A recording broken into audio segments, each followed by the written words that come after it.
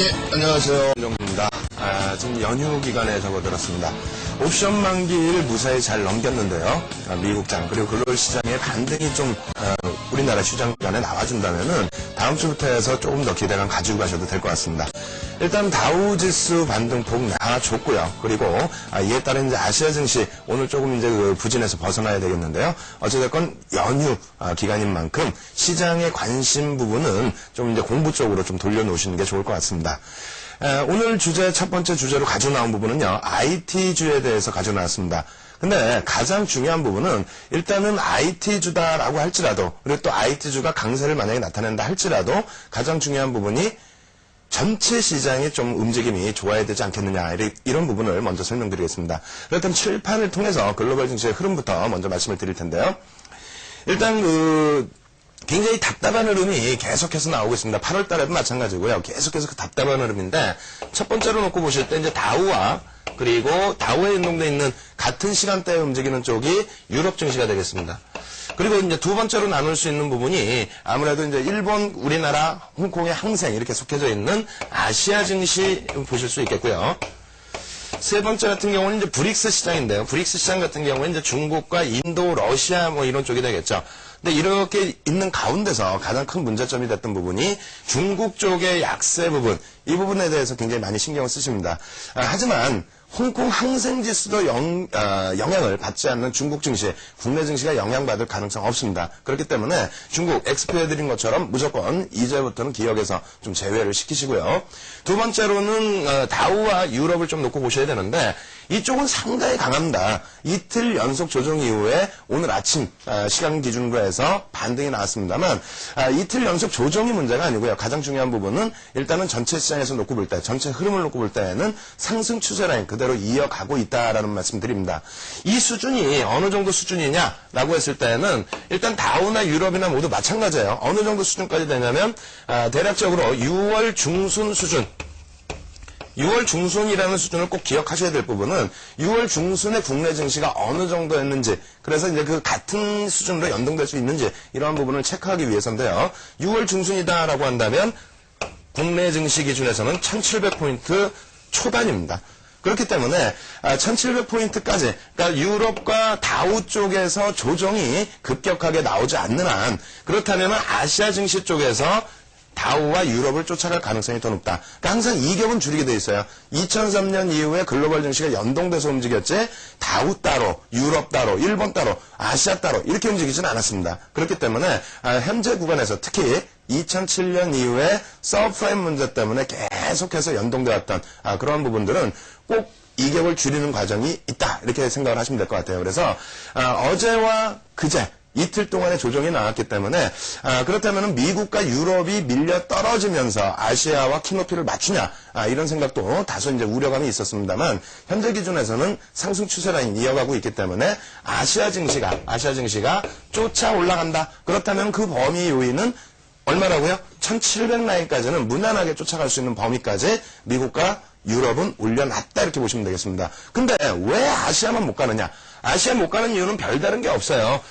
지난번에 7월 중순이나 그리고 또 마찬가지입니다. 3월 달에 서브프라임 문제가 일부 해소되고 그리고 나서 이제 그 시장 반등이 나왔을 때에도 아시아 쪽이 좀 반등이 늦었습니다. 그런 이유는 미국 증시와 유럽 증시 굉장히 강하게 움직이게 돼서 그 다음날 아시아 증시가 갭상승으로 뜨죠. 뜨는데 조금 있다가 확인해 보니까 미국장 마감 이후에 기업 실적이라든가 이러한 부분에 대한 악재 요인이 또 조금씩 제기가 됐던 겁니다.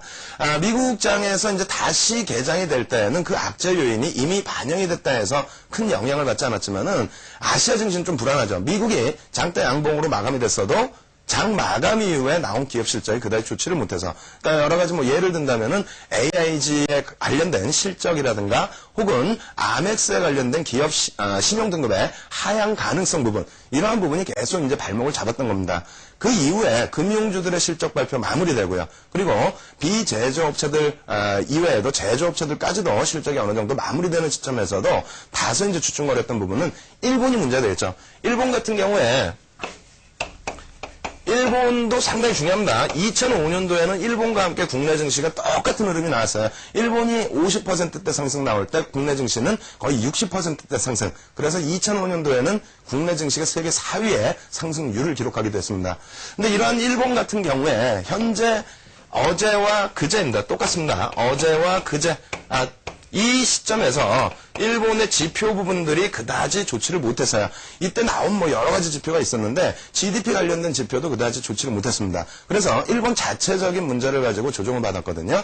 그러한 범위에서 이제 국내 증시 같이 연동이 된 부분이 있었지만은 다행히 만기일날 국내 증시, 아시아 증시 쪽에서도 좀 더 강세를 띄었습니다. 그런 부분은 7월 2일 날부터 이제 설명드렸던 부분, 기존에 이제 녹화 방송 좀 놓고 보시게 되면은 이번 국내 증시의 7월달 조정, 추가적인 조정 부분은 아무래도 이제 펀드 상품들에 대한, 그러니까 주식형 펀드 부분이 지금 83조 정도 됩니다. 그 부분에 대한 로스컷을 받아내기 위한 10%의 조정, 그러한 부분이 나왔었죠.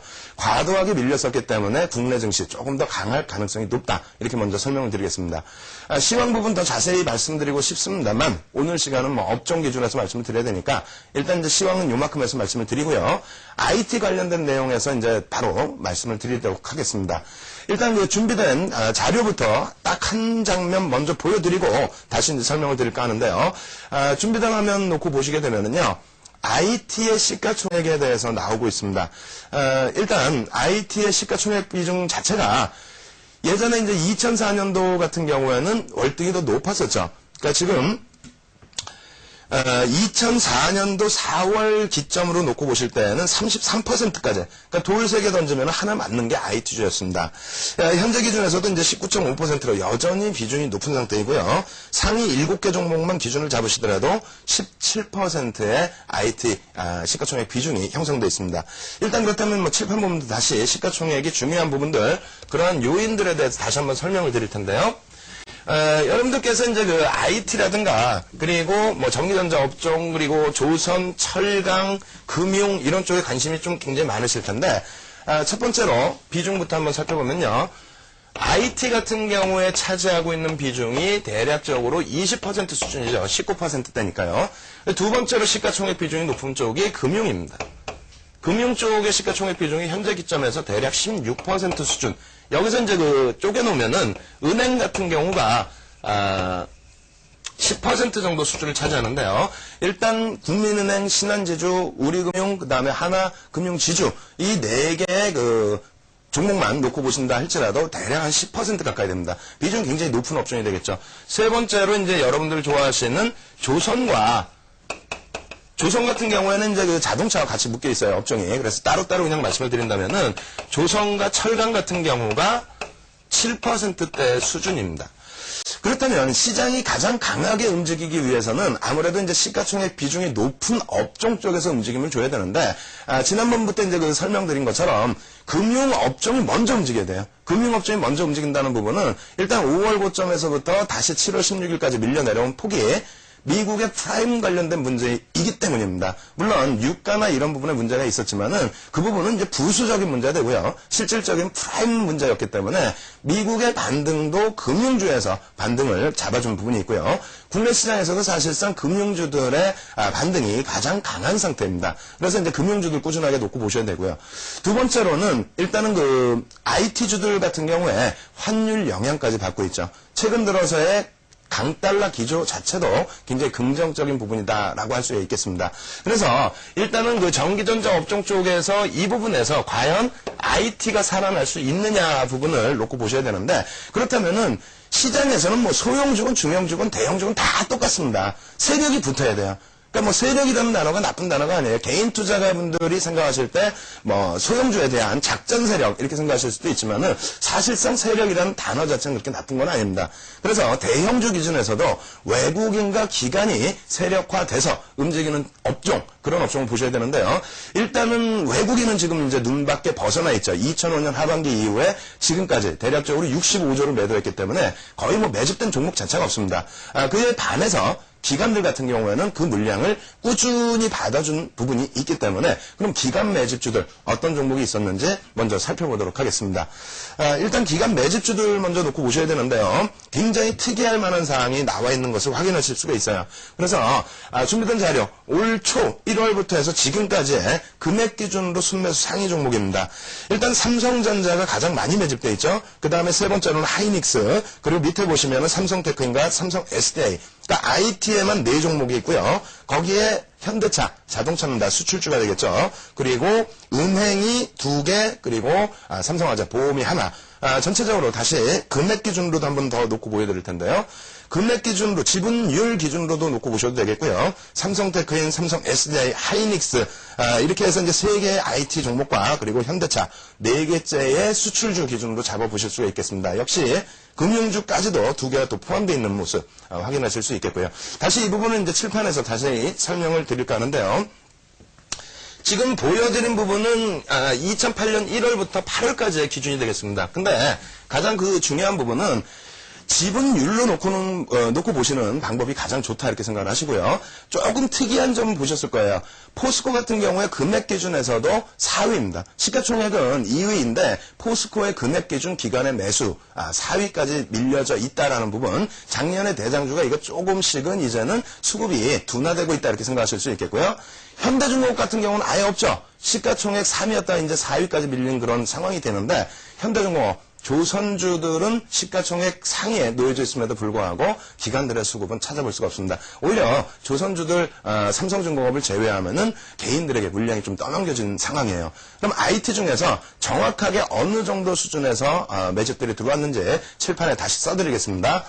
일단 먼저 삼성전자입니다. 삼성전자 금액 기준으로 1위죠. 삼성전자의 개인들에게 물량을 뺏은 부분, 그러니까 기관이 매집을 한 부분은 2003년 이후에 가장 강력한, 그러니까 2005년도까지만 해도 이렇게 움직였어요. 2005년도 이후에 만약에 기관들의 매집이 들어왔다면 이 정도 각도에서 움직였다면 이번 매수는 이 정도 각도에서 움직입니다. 굉장히 가파른 그 강도가 되는데요. 삼성전자 기준에서 금액 기준으로 1위가 되겠죠. 우리나라에서 가장 많이 매집한 종목. 그리고 이 날짜 기준을 10월 중순 20일경부터 기준을 잡는다면은 지분율로 기준 잡을 때 대략 5%입니다. 5% 별로 많지 않지 않느냐, 적지 않느냐 이렇게 생각하실 수 있는데 굉장히 많은 거예요. 다른 종목에 대비해서 5%면은 다른 종목하고 비교할 때 한 10% 이상이 됩니다. 그러한 이유는 일단 삼성전자의 대주주 지분 15% 플러스 자사주 15% 플러스 뭐 외국인 지분 44% 이렇게만 해줘도 74%죠. 그죠? 그리고 숨겨둔 지분이 이번에 좀 공개가 됐죠? 그 지분까지 거기에 기간 지분 또 플러스 한다면 유통 물량 자체가 그다지 없습니다. 근데 5%를 매집했다? 언제부터? 10월 20일, 작년 10월 20일. 작년 10월 20일이면 언제냐면요. 삼성전자의 3, 4분기 실적이 어닝 서프라이즈급으로 나왔던 시점입니다. 그 이후에 이제 계속해서 누적적인 매집이 들어와 있고요. 그리고 두 번째로 삼성전자 이외에 또 다른 종목, IT 종목 쭉 놓고 보시면 두 번째로 이제 시가총액이 IT에서 시가총액이 높은 종목이 뭐가 되겠습니까? LG전자입니다. LG전자가 되는데 시가총액 비중으로는 대략적으로 2% 수준이 돼요. 근데 LG전자 아까 순위에 없었어요. 굉장히 이상하셨죠. LG전자 같은 경우에는 2007년도 9월부터 매집이 들어왔어요. 어느 정도 매집이 들어왔느냐? 얘는 지금 12% 수준의 매집입니다. 12%의 수준의 매집에서 삼성전자는 평균 단가가 60만 원 전후 수준이다라고 한다면 LG전자는 평균 매수 단가가 9만 원을 이제 조금 넘어가고 있습니다.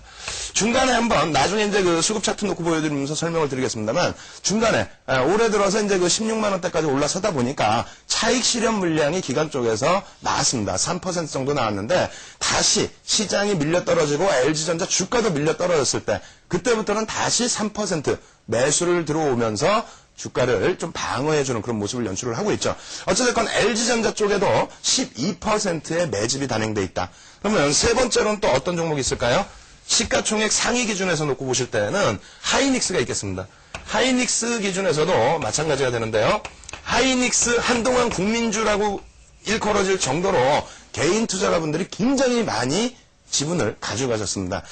최근 들어서의 종목이라고 한다면 LG 디스플레이 정도가 되겠죠. LG 디스플레이 블록들하고 블록들 물량 그대로 다 개인 투자자분들한테 넘겨놓는 그런 상황이 2007년도 상반기까지 이어졌습니다. 근데 하이닉스 같은 경우에도 12월 이후에 2007년 12월 이후에 하이닉스도 개인들의 물량을 뺏어가기 시작했어요. 나중에 지분 역시 마찬가지로 보여드리겠습니다만 지금 기타 법인과 기관들의 매집이 10%가 넘습니다.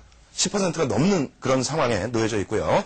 벌써 그러면 세 종목에 대한 매집만 해도 굉장하죠. 여기에 네 번째로 삼성 테크인이라든가 그리고 삼성 SDI라든가 이런 종목은 지분율 기준으로 했을 때 벌써 10%를 월등히 넘겨놓고 있는 상황이다. 그럼 전체 대형 IT주 7개 중에서 5개를 매집을 하고 있다? 혹은 매집이 완료된 상태다? 그렇다면은 윤정두가 얘기하는 IT주 대장주입니다. 이게 아니라 전체적인 시장에서 기관들이 매집하는, 그러니까 기관의 장세로, 기관화 장세로 시장이 견인되는 그런 흐름이 나오게 된다면 얘네들은 무조건 움직일 수밖에 없는 그런 위치다. 만약에 IT에 대해서 로스컷 물량이 쏟아져 내려온다라고 한다면은 그건 시장 끝났다고 보셔야 돼요. 왜 그러냐면 작년하고 재작년하고 굉장히 틀립니다. 지금 틀린 이유는 작년 4, 4분기 중반 이후 혹은 올해 들어서 IT를 굉장히 많이 매집을 했다라는 거예요. 작년처럼 작년 상반기처럼 매집이 안 돼 있는 상태면은 뭐 움직일 필요가 없죠. 근데 지금 기준에서는 매집이 돼 있는 상태이기 때문에 만약에 매집된 IT를 매도를 한다. 그렇다면은 자기들이 매집한 종목을 끌어올릴 수 없을 정도로 시장이 안 좋다라고 해석을 할 수가 있겠죠. 그렇지 않고 이번이 바닥이 돼서 시장을 견인한다면 쉽게 생각해 보세요. 여러분들이 한 10조 정도 운영한다 생각해 보세요. 예? 여러분들이 펀드 매니저고 팀장급이시고 예? 그렇게 해서 10조의 매집을 운영을 자산 운영을 하는데 그 중에서 IT 보시는 것처럼 IT를 다 매집을 해놨어요. 매집을 해놨는데 프라임 문제 때문에 시장이 무너져서 어쩔 수 없이 밀려 떨어진 상황이었다라고 한다면은 그렇다면은 시장 반등 나올 때는 어떻게 하겠습니까? 나머지 여유 자금 가지고 새로운 거 살 거예요? 새로운 거? 자기들이 열심히 두들겨 팼던 그런 종목을 다시 사서 끌어올리겠습니까? 아니죠. 가장 많이 지금 현재도 갖고 있는 종목을 끌어올려야 펀드 매니저들도 수익률, 계좌 수익률을 올려놓을 수 있겠고요. 연말 되면 어떻게 합니까? 몸값도 조정해야 될 거 아닙니까? 그래서 이 매집주들이 어느 쪽에 몰려져 있는지의 기준점을 좀 더 놓고 보시라는 거예요. 그렇다면은 과연 지금 이렇게 매집이 돼 있는 상태에서 움직일 수 있느냐, 시장 상황이 대야 움직일 거 아니냐 그렇게 말씀을 드릴 수 있는데 앞서 말씀드린 것처럼 시장 상황은 무난합니다. 그리고 모멘텀을 전기전자 업종에 모멘텀을 줄 수 있느냐 부분으로 또 설명을 드리게 된다면 준비해놓은 표 역시 보시면서 설명을 드리도록 하겠습니다. 일단 지금 기준에서 가장 중요한 부분이 IT뿐만 아니라 전체 이제 다른 업종군들도 마찬가지일 거예요. 가장 크게 부담이 됐던 부분은 물가 상승 요인이 됐습니다. 그런데 뉴욕 선물 WTI 서부 텍사스 중진류의 흐름을 놓고 보시게 되면은 굉장히 가파른 조정이 나오고 있습니다. 이 조정폭이 과연 어디까지 밀릴 수 있겠느냐? 이 부분은 대략적으로 100불을 이탈할 가능성도 있다. 그러한 요인은 2006년도 당시 70불을 넘어간 이후에 80불 정도에서 고점이 형성됐는데요. 이때 당시에 이제 유동자금이 원유 시장으로 굉장히 많이 몰렸어요. 이때는 엔캐리 트레이드 자금입니다. 그때 고점 찍고 난 이후에 조정폭이 대략 45% 수준이고요. 지금 같은 경우에도 마찬가지입니다. 146불, 147불 고점 대비해서 40%대 하락이 나오게 된다라고 한다면 100불까지도 밀릴 가능성이 있죠. 그래서 가장 큰 문제가 이제 IT주들 같은 경우에는 소비 심리가 둔화되는 부분에 대한 우려였는데 이렇게 된다면 다소 지금 현재 시장은 긍정적으로 연출이 될 수 있다. 이렇게 놓고 보실 수 있겠고요. CRB도 마찬가지입니다. CRB라는 것은 이제 19가지 원자재 품목 그 부분을 이제 차트화한 부분인데 똑같이 급락세를 연출을 하고 있죠. 거기에 또 한 가지 요인이 있습니다. 이렇게 놓고 보시면은 미국의 금리 인하 때문에 달러 가치가 급락을 했었는데요. 그 이후에 급반등을 하고 있죠. 그리고 이 부분은 국내 환율 시장에도 영향을 미칩니다. 그래서 원달러 환율 월봉으로 놓고 보시게 되면은 2003년과 2004년도에 우리나라 환율을 1,100원대에 인위적으로 방어를 했습니다. 지금 현재 기준에서 환율 너무 올리지 마라라는 여론이 형성되기도 했었습니다만 사실상 인위적인 모습으로 놓고 본다면 2003년과 2004년도가 월등히 더 인위적입니다. 이때 당시에 외환 보유액 자체가 굉장히 적었었는데요. 2003년과 2004년도 방어를 하게 되면서 그때부터 2천억 불이 이제 넘어가기 시작한 겁니다. 지금은 한 2,500억 불 정도 되고요. 외환보유고 세계 6위입니다. 근데 그것을 가지고 최근 들어서 물론 너무 좋게만 해석하는 것도 문제가 되겠습니다만 현재 기준점에서 뭐 제2의 IMF가 온다 뭐 이러한 그 굉장히 불안 요인을 계속해서 한동안 시장에 표출시켜 놨었죠. 근데 지금 기준에서 놓고 보시면 가장 간단하게 생각하세요. 뭐 외환 문제라든가 9월 대란선이라든가 이런 부분은 가장 간단하게 생각하신다면요.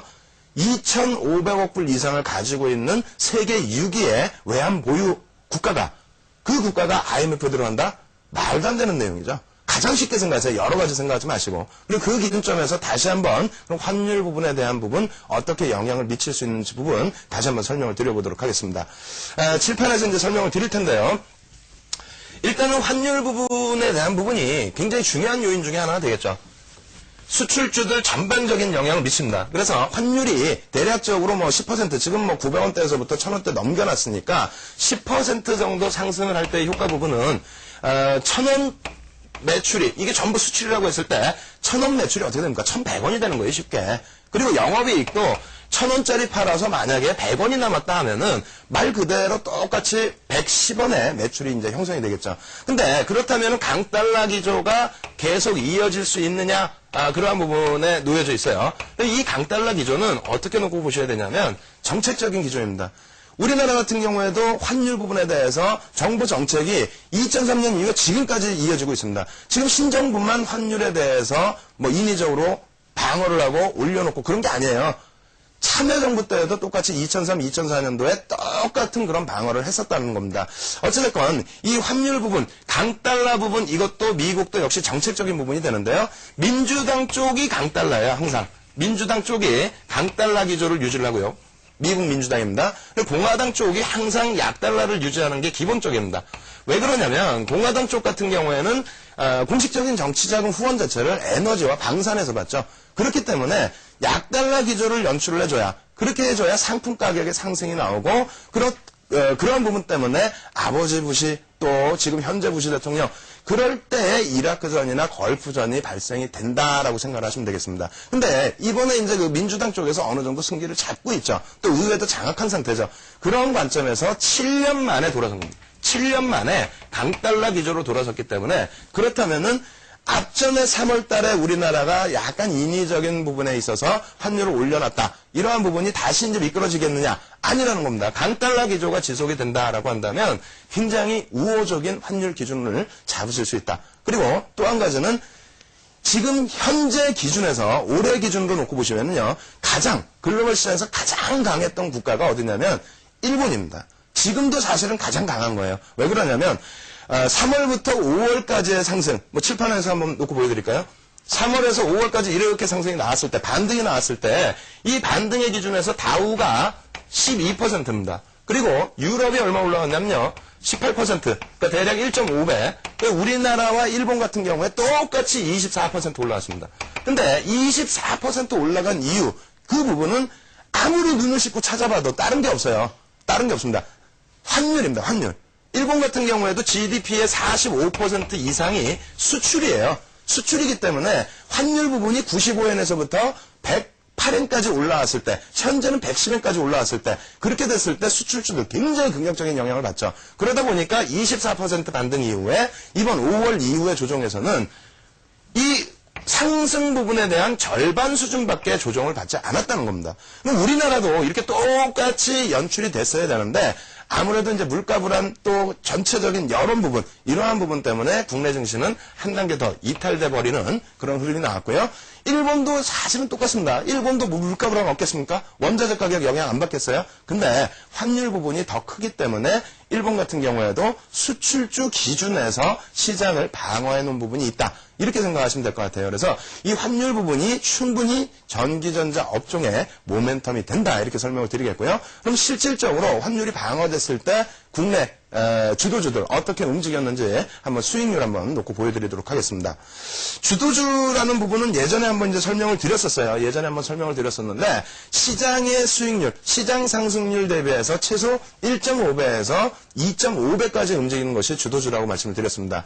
그 부분에 대해서 이제 먼저 가지고 나왔던 자료인데요. 한 번 더 놓고 보여드리게 되면은 2003년도에 환율 방어를 해주게 되면서 가장 상승이 많이 나왔었던 업종은 역시 IT와 자동차였습니다. IT와 자동차인데 삼성전자 같은 경우에 얼마 움직였다고요? 145%. 지금 기준으로 한다면 만약에 이렇게 145% 주도주로 부각돼서 움직인다면 100만 원 월등히 넘어가 버리는 그런 가격이 되겠죠.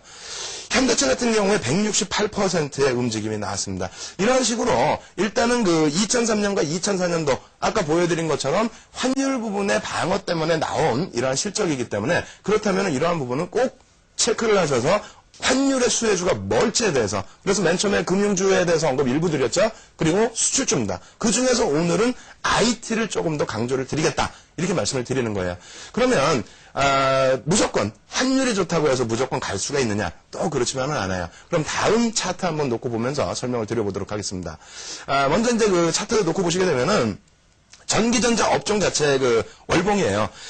이 당시까지만 하더라도 그러니까 이 당시까지만 하더라도 IT 거품이 뭐 우리나라뿐만 아니라 미국에서도 형성이 돼 있었죠. 시장 자체가 1년 동안에 움직인 상승률이 유가증권 시장이 300% 이상 상승이 나왔어요.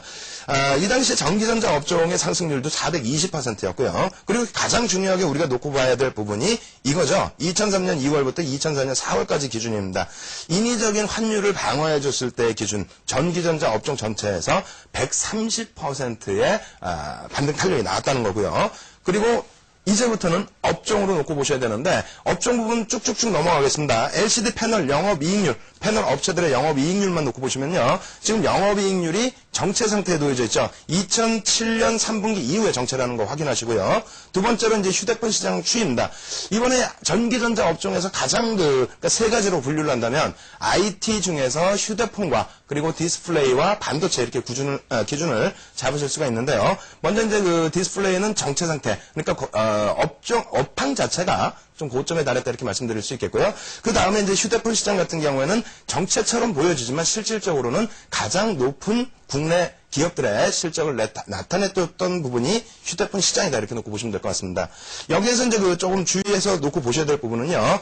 LG전자입니다. LG전자 지금 보시면은 파란 색깔이 되겠죠. 파란 색깔의 영업이익이 증가하고 있다는 부분. 그리고 또 한 가지는 내수 시장에서의 LG전자의 역시 시장 점유율도 조금씩 더 개선되고 있다는 부분 확인을 하셔야 되고요. 그리고 전체의 그 휴대폰 시장의 점유율로 기준을 또 놓고 잡으실 때에도 2분기 실적까지 나와 있을 때 기준입니다. LG전자가 3위권까지 올라와 있다는 겁니다. 그래서 모토로라와 함께 3위권 수준에 놓여져 있는데 LG전자의 시장 점유율 부분이 계속해서 상향되고 있다. 이 부분도 상당히 중요하겠습니다. 그리고 내수 시장에서도 역시 뭐 LG전자 비중이 조금씩 더 확대되고 있는 모습 확인하실 수 있겠고요. 그리고 반도체입니다. 반도체 같은 경우에 이제 낸드 플래시 매출 자체가 삼성전자와 도시바 그리고 하이닉스 이렇게 나눠져 있는데 일단 국내 그 업체 두 군데에서만 차지하는 비중이 대략적으로 60%가 넘고요. 그리고 D램 시장의 점유율도 마찬가지입니다. 삼성전자와 하이닉스가 48% 이상을 차지하고 있는 범위. 그러면 지금 반도체 경기 부분에 대해서 전망을 한번 해보셔야 되는데 낸드 플래시의 메모리 수급과 D램의 수급입니다. 밑으로 내려갈수록 좋은 거예요. 이 부분은 수급에 있어서 이제 그 공급 과잉과 이제 공급 부족을 나타내는 건데 이 밑으로 내려갈수록 이제 공급 부족의 현상이 나타나기 때문에 그럼 정확히 보시면은 다음 분기 4분기 정도에서부터는 완벽하게 이제는 공급 부족 현상이 확실한 기조를 잡아준다 이렇게 놓고 보실 수 있겠고요. 그리고 마지막으로 하나 더 보시게 되면은 반도체 D램 가격의 상승입니다. 반도체 D램 가격의 상승률을 놓고 보시게 될 때요. 일단 고정거래처 가격이 더 중요합니다만 현물도 한번 보여드릴게요. 현물주 이렇게 놓고 보시면은요. 계속해서 이제 다시 상향 추세를 나타내주고 있죠. 예, 이제부터 이제 칠판 보면서 다시 한번 정리를 해드리겠습니다. 표로 쭉 놓고 보시면은 뭐 상당히 좋은 부분도 있지만은 또 계속 화면만 들여보시다 보면은 뭔 소린지 이해가 안 되실 때도 많아요. 그래서 칠판에서 다시 한번 설명을 드릴 텐데요. 먼저 이제 그 디스플레이 업종 LCD 쪽 놓고 보시게 되면은 디스플레이 같은 경우에는 사실상 가장 시장에서 화두가 됐던 부분이 지난해 3분기, 4분기입니다. 특히 LG 디스플레이가 뭐 업황이 좋았던 부분도 있고 또 LG 디스플레이 같은 경우에 이제 필립스 지분을 넘기는 과정에서 오히려 또 긍정적인 내용들을 더 부각시켜준 부분이 있죠. 어쨌든 그 3분기, 4분기가 정점이었다는 거예요. 전체 시장의 영향도 있지만 업황 자체도 디스플레이 업황 같은 경우에는 2009년도 정도 놓고 보셔야 됩니다. 그렇게 돼야 다시 이제 수요 부분이 증가할 수 있는 범위. 지금 공급에 있어서도 재고 부분이 조금씩 재고 잔고 일수가 길어지고 있다는 것은 업황에 대한 부담 요인이 좀 있다. 이렇게 해석하실 수 있겠고요. 두 번째로는 이제 핸드셋입니다. 핸드폰, 핸드셋 같은 경우에는 이거는 뭐 아직까지 문제가 안 됩니다. 굉장히 좋죠. 굉장히 좋은 상태이고 시장 점유율 삼성전자 2위 그대로 유지를 하고 있고요. LG전자가 밑에서부터 계속 치고 올라옵니다. 그래서 LG전자 한동안 핸드셋에서 영업이익을 못 냈었어요. 적자까지 났었던 그런 상황이었었는데 최근 들어서는 영업이익 개선폭도 상당히 강합니다. 그렇기 때문에 LG전자 작년에 기관들이 그렇게 매집을 한 거고요. 올해 들어서 그만큼의 탄력을 줬던 거고요. 지금 다시 뭐 눌려진 이후에 초기 반등인데요. 핸드셋 같은 경우에는 요 기준점에서 이제 LG전자라든가 그리고 아직까지는 또 삼성전자 같은 경우에도 이제 효자 업종이 되겠죠. 지금 현재 기준에서 삼성전자는 디스플레이, 핸드셋 그리고 반도체까지 3자 구도로 가고 있어요. 그래서 포트폴리오가 가장 좋은 세계에서 가장 좋은 그런 업체가 되는데 어쨌든 그 핸드셋 이 부분은 좀 긍정적으로 체크를 하시더라도 무난하다. 이 부분만 다소 이제 조금 부담 요인이 있다. 하지만 주가에는 좀 반영이 돼 있죠. 반도체 같은 경우에는 아까 D램 가격 놓고 보신 거 그리고 그 전에 4월 말에 삼성전자에서 시설 투자비를 더 확대한다라고 발표를 했죠. 그 부분은 뭐냐면 후발 업체들 다 죽이겠다는 거예요. 근데 잘 생각해 보세요. 그때 당시에도 그런 문제 불거지면서 하이닉스 주가가 그냥 와장창 깨지는 흐름까지 있었어요. 근데 잘 생각해 보시면 1위 업체가 2위 업체를 죽이겠다. 이게 아니에요. 3위 미만의 업체들을 죽이겠다라는 내용입니다. 그렇기 때문에 그 이후에 하이닉스 부분 일시적인 충격이 있었지만은 쭉 뻗어 올라가는 그런 흐름이 나타났었죠. 어찌됐건 이 반도체 쪽 놓고 보실 때에도 가장 중요한 부분은 고정거래처 가격인데요. 고정거래처 가격이 4개월째 지금 상승하고 있다라는 부분에 대한 부분을 조금 더 긍정적으로 놓고 보셔야 됩니다. 그리고 수요와 공급에 있어서 지금 공급 과잉 부분이 축소가 되고 있다. 그 과정 속에서 매집이 단행돼 있다. 이렇게 놓고 보신다면은 업황 전체적으로 긍정적으로 놓고 보실 수가 있겠습니다. 거기에 또 한 가지 특수 상황이 있어요. 특수 상황이 뭐냐면요. 앞서 조금 전에 제가 말씀드렸잖아요. 미국의 공화당 정부 기준에서 놓고 봤을 때 공화당 정부는 잘 기억해 보세요. 잘 기억해 보시면 아버지 부시 때도 마찬가지고 지금 부시 대통령 때도 마찬가지라니까요. 공식적인 그 정치자금 후원을 방산과 에너지입니다. 지금 시가총액 1위가 어디로 돼 있어요? 다우에서. 세계에서. 어디입니까? 엑슨모빌입니다. 엑슨모빌. 대표적인 에너지 업체. 우리나라 지금 시청하시는 분들 엑슨모빌이 어떤 업체야? 에너지 업체는 알겠는데 그게 뭐야? 2005년도에 우리나라 조선주 난리가 났었죠? LNG선 42척 수주하면서 그거를 발주해준 업체입니다. 그 업체가 지금 세계 시가총액 1위에 올라와 있어요. 근데 민주당 쪽은 전통적으로는 어떻게 되냐면 민주당 쪽 같은 경우에는 바로 직전에 이제 클린턴 대통령이 임기에 놓여져 있을 때 그때는 이제 IT가 굉장히 강했었죠. 물론 이 IT가 또다시 강할 것이냐라는 것은 확인할 수가 없어요. 확신할 수도 없고. 하지만 2006년도 6월에 굉장히 큰 일이 벌어집니다. 뭐가 벌어지냐면요. 2006년 6월에 미국의 의회를 민주당이 장악을 하게 돼요. 그렇게 되게 되면서 6년간의 대차가 집중됐었던 나스닥 쪽에 대차 물량들이 상환되기 시작했던 게 2006년 6월부터라는 거예요. 정책적인 기조에 대한 기대감이 확대됐었다는 거죠. 거기에 최근 들어서도 물론 뭐 여러 가지 이유가 있습니다만 미국 같은 경우에 제조업, 특히 IT 쪽의 흐름들이 굉장히 긍정적으로 표출되고 있다. 다우 대비해서 월등하게 나스닥이 강세를 띠고 있다. 이러한 부분으로 놓고 볼 때는 다음번 하다못해 내년 기준까지 해서의 중기적인 부분들의 흐름을 놓고 볼 때에는 이 전기전자 업종을 빼놓을 수 없다라고 설명을 드리는 겁니다. 일단 이렇게 해서 이제 그 전기전자 업종도 설명을 더 드리고 싶습니다만 역시 이제 업종 자체만 설명을 드리다 보면은 재미가 없죠. 종목 놓고 보셔야 될 거 아닙니까? 그래서 업종은 요만큼에서 넘어가고요. 다시 준비된 그 자료 화면 보여드리면서 종목별로 이제 설명을 드려보도록 하겠습니다. 일단 지금 만약에 이제 시황이나 업종 부분에 대해서 너무 짧다, 더 깊게 들어가고 싶다 하시는 분들은 매주 월요일입니다. 매주 월요일 날 야간 8시 반부터 그 다음날 새벽 1시까지 무료 방송, 무료 인터넷 방송을 진행을 합니다. 접속하시는 방법 잘 모르시겠다고요? 전문가 생방송 쪽으로 클릭해서 들어오시면 되는데 그렇게 하면 또 잘 이해 안 되시죠? 가장 간단한 방법이 있습니다. 전화 지금 주시면 돼요. 02-6676-0100번.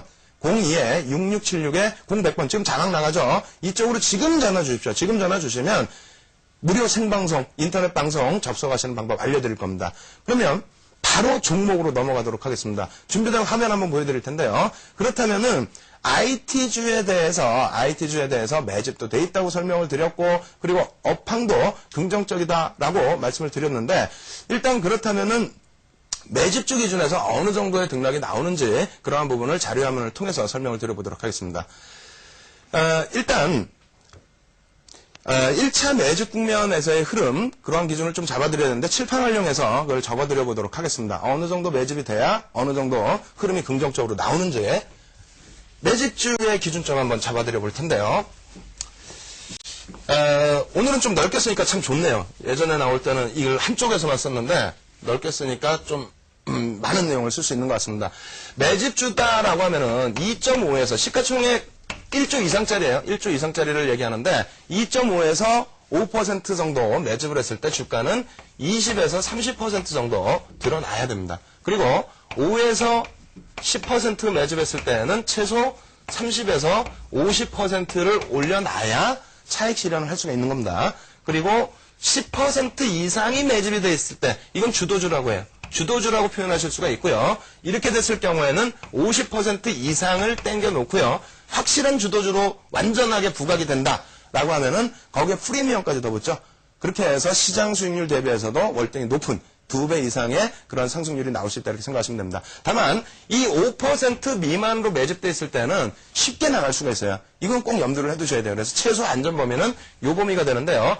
이 5% 미만일 때 쉽게 빠져나갈 수도 있다라는 그 기준이 삼성전기라든가 최근의 흐름에서 놓고 보실 때는 한진해운 이번에 조금 반등 나올 때 기관들이 오히려 한 4% 매집한 물량 싹 던져버리고 나갔죠. 그렇기 때문에 항상 여러분들 주의하실 부분은 5에서 10%짜리를 잡자. 그리고 5에서 10% 이게 시가총액 1조 이상이라고 말씀드렸어요. 5에서 10% 아까 전기전자 업종 그 이상으로 매집돼 있었다라고 설명을 드렸죠.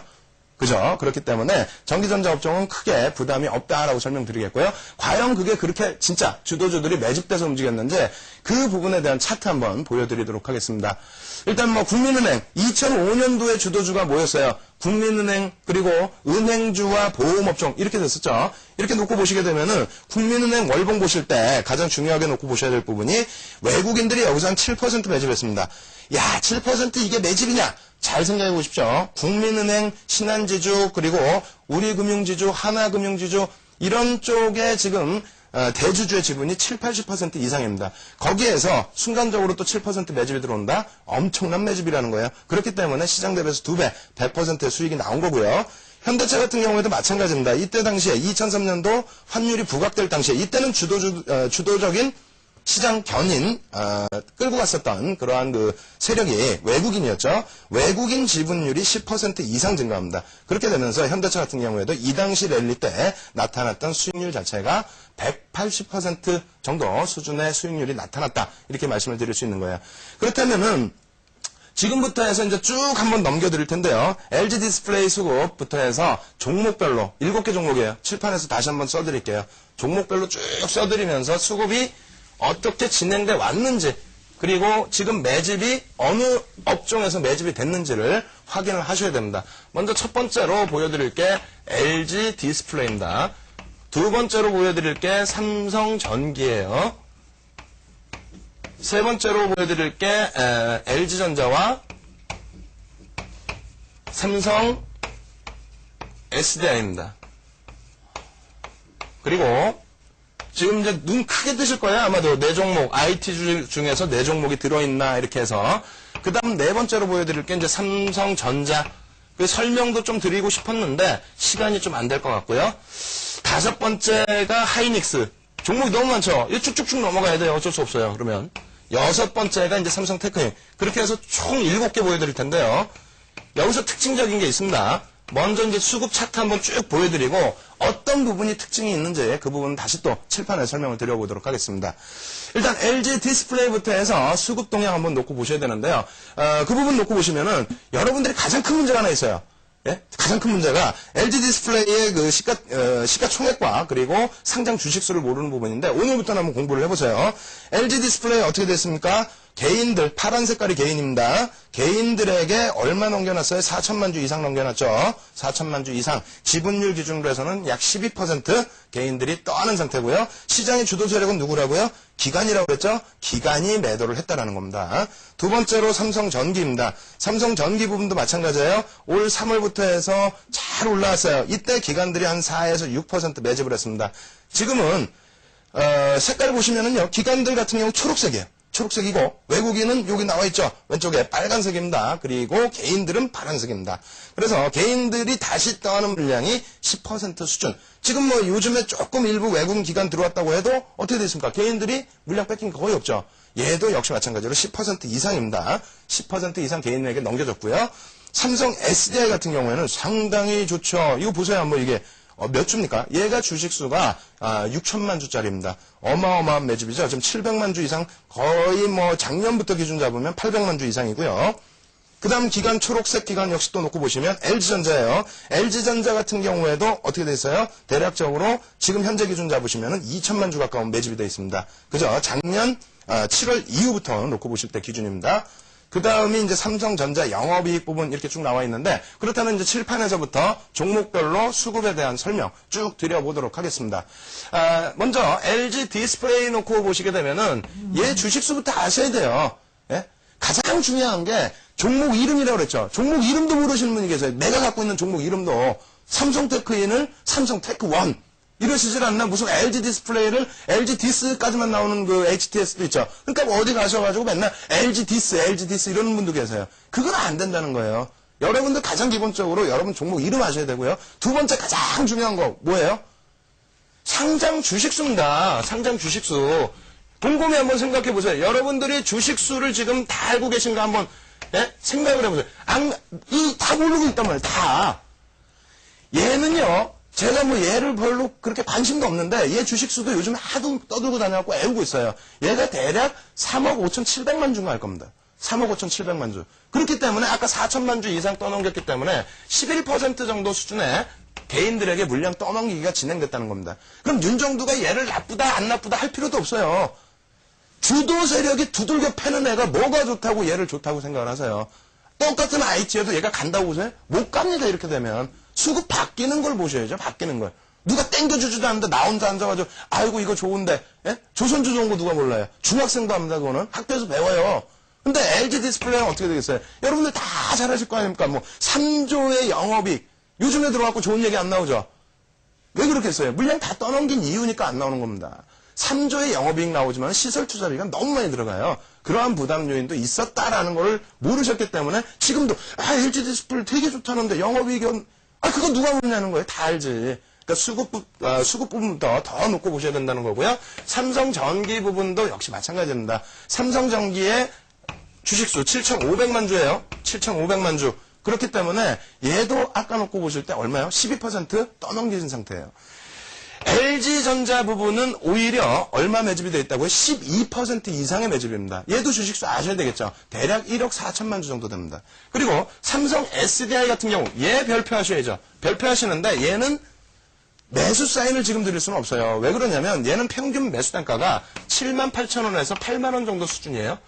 그렇기 때문에 지금 어떻게 되어 있다고요? 시장은 약세를 띠니까 할인돼서 거래되는 이 밑에 종목들도 있는데 굳이 할증을 해서 들어가실 필요는 없다. 그래서 시장 평균 단가가 이 정도 수준이다라는 거 기억하시고 가지고 계신 분들은 얘는 10% 이상 매집입니다. 우리나라에서 지금 10% 이상 기간 매집 종목 10개 전후뿐이 안 나옵니다. 그중에서 얘가 그렇게 매집이 돼 있다? 별표 치시고 얘는 꼭 붙들고 가셔야죠. 꼭 붙들고. 아시겠죠? 얘는 어떤 모멘텀이든지 기간이 줍니다. 얘도 제가 좋다고 말씀드리는 게 아니에요. 얘도 제가 좋다고 말씀드리는 게 아니고 기관들이 세력이 시장에서 시장을 이끄는 기관 쪽에서 매집이 돼 있다. 여러분들 좋아하시는 M증권사가 매집하고 있다. 그 얘기라는 겁니다. 그렇다면 그 다음부터 해서 이제 삼성전자부터 하이닉스까지인데 와 죽겠습니다. 지금 시간이 50분이에요. 50분이면 이 설명을 다 못 드려요. 그럼 그림만 한번 쭉 끌고 내려간 다음에 그림만 쫙 보여드리고 그리고 나서 설명 간단하게 한번 드려보도록 하겠습니다. 일단 삼성전자 영업이익 증감률 추이 부분부터 쭉 놓고 보여드릴 텐데 굉장히 긍정적으로 해석을 해보실 수 있어요. 2008년부터 해서 막대 보시면 영업이익 다시 증가하죠. 다시 업황이 개선되고 있다는 거고요. 환율 영향까지 역시 있다. 그리고 삼성전자 매집 굉장히 강한 매집이에요. 아까 말씀드렸죠. 5%의 매집. 최근 들어서 기관들의 비중이 많이 그 전체 시장에 축소되고 있는데 어떻게 됐습니까? 삼성전자 기관들 매도 없죠. 월봉 차트입니다. 이제는 신정부 정책, 성장 정책 지속 가능한 그런 기준이기 때문에 우호적으로 좀 놓고 보자. 이렇게 설명드리고요. 하이닉스 영업이익 개선폭 눈에 확 띄죠. 2008년 저점 찍은 다음에 눈에 확 띕니다. 그리고 두 번째로는 영업이익 추이 분기별로 놓고 보실 때 3분기 흑자 전환으로 돌아서는 부분 이러한 부분 체크하셔야 되고요. 그리고 하이닉스의 이제 주주 구성도 조금 이따 칠판에 설명드릴게요. 여기서도 마찬가지입니다. 하이닉스 개인들이 요즘에 많이 또 앉지 않았냐? 뭘 또 하나요? 지금 보시면은 주도 세력인 기관 쪽에서는 절대 매도한 물량이 거의 없다라는 겁니다. 그리고 이 부분에 있어서 하이닉스도 역시 10% 이상의 매집이 되어 있다. 이 기준 좀 잡으셔야 되고요. 월봉 기준으로 놓고 보실 때 충분하게 초록 색깔 선을 그려드린 부분이 매수 평균 단가이기 때문에 이 부분 위쪽까지 충분하게 들어올릴 수 있다. 이렇게 보시면 되겠고요. 테크인 쪽도 쭉 넘어갑니다. 그냥 디지털 카메라 출하량 그리고 출하량 중에서도 이제 영업이익 기준에서 놓고 보시는 부분들 2008년 1사분기 이후에 긍정적인 흐름 그리고 뭐 이런 내용들 칠판에서 설명드려볼게요. 한번 칠판에서 설명드리고 그리고 수급 부분 보여드리고 싶었는데 시간이 없습니다. 짧게만 그냥 팍팍팍 넘어가야 되겠어요. 삼성전자 부분은 제발 좀 그러지 마세요. 조금 시세 안 나고 그러면은 삼성전자가 세상에서 가장 나쁜 종목이고 뭐가 어떻고 삼성전자요. 우리나라 먹여 살린 기업이고요. 지금도 먹여 살리고 있는 기업입니다. 내가 수익 안 난다고 우리나라를 이끌어 왔었던 종목군들, 기업군들 욕하지 마세요. 아시겠죠? 여러분들 공부 안 하신 게 문제되는 거예요. 삼성전자 말씀드린 것처럼 굉장한 매집이 되어 있다. 그리고 2007년 3분기 이후의 실적 엄청난 실적이 나오고 있는 거예요. 이번에 2분기 실적이요? 2분기 실적 나오고 나니까 뭐 안 좋다고 그러고 뭐라 그러고 뭐 오히려 철강이 좋다. 철강 다시 미끄러 떨어지니까 이제는 또 IT 그것 좀 하지 마세요. 예? 한꺼번에 기준점 잡을 때 한꺼번에 긍정적으로 딱 잡으셨으면은 그 추세 그대로 밀고 나가시면 되는 거고요. 하이닉스 같은 경우에는 가장 중요한 거 이것만 말씀드릴게요. 외국인들 지금 22%의 지분 중에서 그 중에서 12%가 신고된 지분입니다. 22% 중에서 8% 되는 물량이 28,750원에 편입된 물량이고요. 이건 공정공시 내용입니다. 그리고 나머지 4% 지분은 31,000원대에 편입된 지분이에요. 외국인들 굉장히 높은 가격에 지금 사놓은 거죠. 기관들 같은 경우에 마찬가지입니다. 10% 이상의 매집이 돼 있는데 기관과 기타 법인의 매수 평균 단가 27,000원대 중반입니다. 요거만 기억하세요. 그럼 매집주의 수익률 아까 설명드렸죠. 기억 안 나시면 녹화방송 보세요. 얼마큼 올라올 수 있는지 4만원 이상까지 놓고 보셔도 되겠습니다. 그리고 다음 주부터 해서는 하이닉스 매각 관련된 내용들 더 확대돼서 나오죠. 그 부분 재료라고 보시고요. 삼성 테크인 부분은요. 우리나라에서 올해 기관이 가장 많이 매집한 종목이 삼성 테크인이에요. 무려 13%대의 지금 매집이 현재까지도 그 물량이 그대로 있어요. 한국투자증권에서 지분신고 9%대 지분신고 또 내줬죠.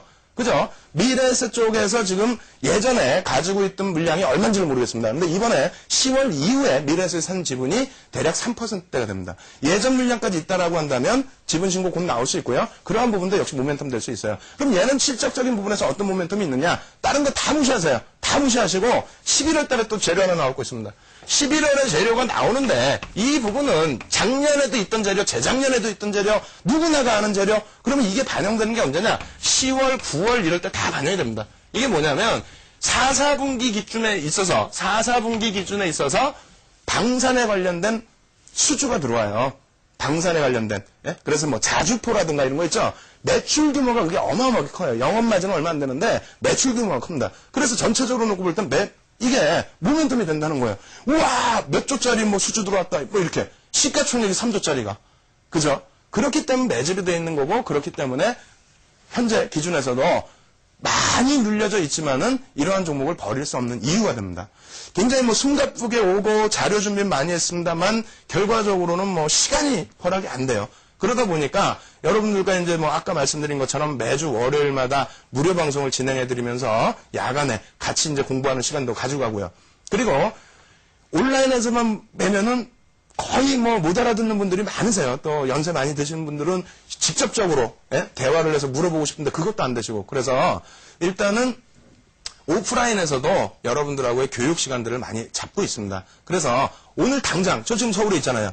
오늘 당장 지금 조금 있으면은 대구에서 뿅 하고 나타날 겁니다. 대구 영남일보 지하 2층에서 여러분들을 찾아뵐 수 있는, 그래서 좀 오프라인에서 서로 힘든 것도 상의해보고, 그리고 내 업종은 어떤지 이런 것도 서로 1대1로 물어보기도 하고, 그런 시간을 준비를 해봤습니다. 그래서 오늘 8월 15일 영남일보 지하 2층에서 여러분들 만나실 수 있는 시간이 있습니다. 시간이요? 2시부터 6시 정도 기준까지 잡으시면 되겠고요.